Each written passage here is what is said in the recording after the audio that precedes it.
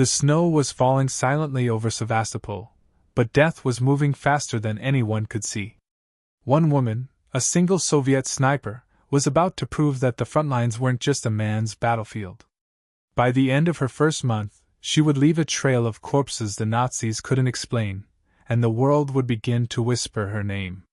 Welcome to WW2 Impact, where today we tell the story of Ludmila Pavlichenko, the woman who smiled while killing 309 enemy soldiers, and no one saw her coming. December 1941. The city of Sevastopole was a frozen wasteland. Temperatures plunged to 15 degrees below zero. Snow clung to every shattered wall, blanketing the ruins in deceptive calm. From 800 meters away, a German officer raised his binoculars, scanning a ruined apartment block. He had lost 7 men that morning, 7 headshots that left bodies stiff and cold in the snow. He had no idea who had done it. 60 feet to his left, hidden in a crumbling window frame, lay a young woman. Her rifle rested on a sandbag, crosshairs aligned perfectly on the officer's forehead. She breathed in slowly, letting the world narrow to the heartbeat between life and death. The officer smiled at his sergeant, probably joking, oblivious. He had 200 men under his command, machine guns, artillery, air support. What could a single sniper do? The shot rang out. The officer's head snapped back. He crumpled like a puppet with its strings cut. Before his men could even react, another round was chambered. Another shot fired. 2 dead. 2 more invisible casualties in the chaos. She slid back through the rubble, ghost-like, already hunting her next target. By the end of the siege of Sevastopole, this quiet young woman would have 309 confirmed kills, all German soldiers who never saw her face. The Nazis would send their top snipers, entire teams trained to hunt her down. Every single one would fail. Her name, Ludmila Pavlichenko, the deadliest female sniper in history. A 24-year-old history student turned hunter of men, whose smile became a legend. And her journey started far from the battlefield, in a small town in Ukraine. Early life. Ludmila was born on July 12, 1916, in Byalitva, a quiet town 50 miles south of Kiev. Her father worked in a factory. Her mother was a teacher. Middle class by Soviet standards, her family was ordinary. No signs of future infamy, no hints of the woman who would terrify armies. Ludmila was shy, studious, a girl who preferred books to parties. Her world was history: Alexander the Great, Julius Caesar, Napoleon, men who reshaped the world with strategy and force. She dreamed of scholarship, not warfare. At 14, her family moved to Kiev. A larger city meant larger challenges. One day, a boy in her class bragged about his sharpshooting skills at the local Soviet KHM club, a Soviet youth program teaching military skills. "Girls can't shoot," he sneered. Ludmila said nothing. She didn't argue. She didn't defend herself. Instead, she signed up for the club. The next week, she picked up a rifle for the first time in her life. Her first shots missed completely. The boy laughed. His friends laughed. The instructor frowned. She kept shooting. Day after day, she returned. Rain, snow, wind, none of it mattered. She practiced relentlessly. Within 6 months, Ludmila was the best shooter in the club. Not flashy, not boastful, just methodical, silent mastery. Every challenge, every doubter was met with results, not words. This was the first lesson in what would make her legendary: focus, patience, and unrelenting discipline. By age 18, she was a certified markswoman, with scores unmatched across her region. But she had other plans: university, history, a normal life. War was far away, abstract, something that happened to other people. Women didn't fight. They worked in factories, served as nurses. Combat was for men. Until September 1, 1939. Germany invaded Poland. World War II erupted. Stalin's non-aggression pact with Hitler temporarily kept the Soviet Union safe. But Ludmila's world was about to change forever. By June 22, 1941, Ludmila Pavlichenko was a 24-year-old history student, immersed in books, libraries, and dreams of teaching. Combat wasn't on her radar. Yet at 3:15 a.m., the world exploded. Operation Barbarossa, the largest military invasion in history, began. 38 million Axis troops, over 3,000 tanks, and thousands of aircraft surged across the Soviet border like a tidal wave of steel and fire. The Red Army crumbled under the onslaught. Cities fell within days. Minsk, then Smolensk. Moscow was next. The Soviet Union was bleeding. Stalin demanded total mobilization. Every able-bodied person had a role. Men to the front, women to factories and hospitals. Everyone was needed to fight for survival. Ludmila could have volunteered as a nurse, worked in a munitions factory, something safe, something socially acceptable for a woman. But Ludmila had other plans. She walked into a Red Army recruiting station in Kiev and said one sentence that would change history. "I want to be a sniper." The officer looked at her like she'd asked to fly to the moon. Snipers weren't for women. Frontline combat meant crawling through mud and blood, waiting for hours in the same position, watching men die, then deciding who would die next. Nurses were safe. Factories were safe. Combat was not. "We need you with the wounded.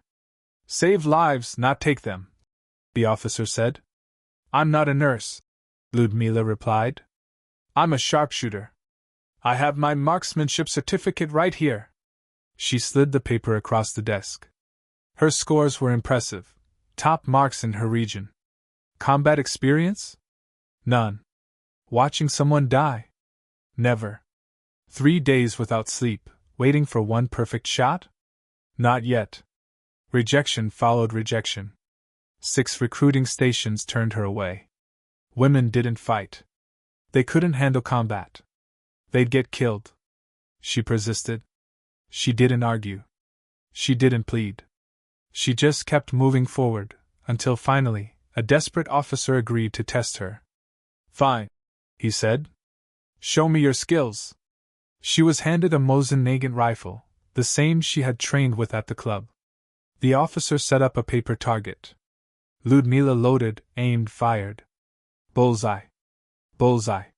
5 shots. 5 perfect groupings. He raised his eyebrows. Impressive. But that was paper. Could she kill a man? Could she survive while bullets flew back? "I can kill a fascist," Ludmila said, voice steady. "Watch me." August 1941. Ludmila Pavlichenko reported to the 25th Rifle Division of the Red Army as a sniper. Her rifle, a Mosin Nagant 1891-30 with a P4x scope, wasn't the best in the world. Lighter German rifles had better optics. But in her hands, it became a weapon of pure precision and death. Her first posting, defense of Odessa, a strategic port on the Black Sea. The Germans wanted it, the Soviets had to hold it. Urban combat would be brutal. Building by building, street by street. Ludmila had never killed anyone. Never seen real battle. Surrounded by men who doubted her, she would soon prove them all wrong. Her commander assigned her a spotter, Sergeant Leonid, an experienced soldier. He taught her to survive, how to pick targets, judge distance, account for wind, and most importantly, not get killed in the first 5 minutes. They took position in a bombed-out apartment building on the 3rd floor, overlooking a busy intersection. German troops moved below, advancing relentlessly. Leonid identified a target, a German officer, 400 meters away, giving orders. "High-value target," Leonid whispered. "Take your time." Ludmila exhaled, lined up her shot, and fired. The officer's head snapped back, dead before he hit the ground. 1 shot. Clean kill. 2 more Germans ran to help. 2 more headshots. 3 kills in 30 seconds. Leonid's mouth hung open. Most men freeze after their first kill. Ludmila? Cold efficiency. No shock, no satisfaction, just methodical precision. By day's end, she had 7 confirmed kills. By the week's end, 20. By the month's end, 36. Commanders noticed. This quiet history student was killing Germans faster than entire companies. They gave her autonomy, better positions, freedom to choose targets, trust in her judgment.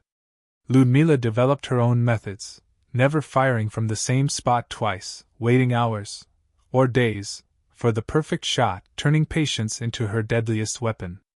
The Germans realized the sniper was among them. Stories spread, officers, machine gunners, artillerymen, headshots, always from impossible distances. Counter-sniper teams arrived, 3 elite German snipers, experienced hunters of men. Ludmila killed all 3.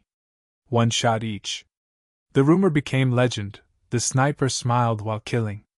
The Germans thought it propaganda. But it was real. By October 1941, Odessa had fallen. The Soviets evacuated their defenders to Sevastapole, a fortified port in Crimea. Ludmila arrived with 83 confirmed kills, already among the deadliest snipers in the Red Army. But Sevastopol would test her like never before. The Germans had 250,000 troops, 2,000 artillery pieces, and 450 aircraft. The city became a wasteland of rubble, smoke, and terror. Every street was a trap, every building a fortress. Yet for Ludmila, the chaos was opportunity. Countless hiding places, long sight lines, ruined buildings, Sevastopol became her personal hunting ground. She adapted to urban combat instantly, using bombed-out walls, craters, and rooftops to strike at the enemy. Her method was simple but lethal: scout at night, observe German movements and routines. Pick a position, a place with cover and visibility. Wait, hours, even days, for the perfect shot. Fire, 1 shot, 1 kill. Move, never stay in the same place twice. German soldiers lived in constant fear.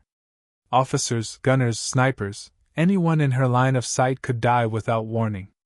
The rumor of the smiling Soviet sniper spread quickly. Soldiers whispered, "Pavlichenko, if you see her, you're already dead." The German command became obsessed. Elite snipers from across the Eastern Front were sent to eliminate her. Each one failed.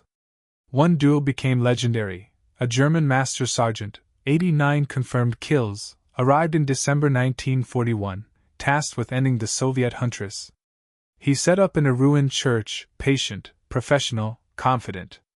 But Ludmila had studied him. For 3 days she tracked his movements, learning his patterns, waiting for the perfect moment. On day 3, as dawn broke, he shifted just 10 feet, thinking he'd outsmart her. She had predicted it. 1 shot through his cover. The Wehrmacht's top sniper was dead. By January 1942, Ludmila's confirmed kills rose to 127. The story of the smiling sniper terrified German troops and inspired Soviet soldiers. Women began joining sniper schools in droves, motivated by her example. Yet Ludmila herself didn't care about fame or propaganda. She simply kept killing. The siege intensified. German artillery pounded the city day and night. 150mm howitzers, mortars, railway guns firing shells the size of small cars. Buildings collapsed, streets disappeared, corpses littered the ground. Ludmila adapted. She targeted German snipers, artillery crews, officers, anyone who exposed themselves. She developed a psychological weapon alongside her rifle. German soldiers became paranoid, afraid to look through binoculars, stand upright, or smoke a cigarette. Fear amplified every shot she took. By February 1942, the Germans set an elaborate trap. 3 snipers triangulated her expected position. Ludmila fired, killing a German officer at 700 meters. Bullets whizzed past her as the trap opened fire, but she had already moved. Standard sniper tactics: fire and relocate. She circled back, taking out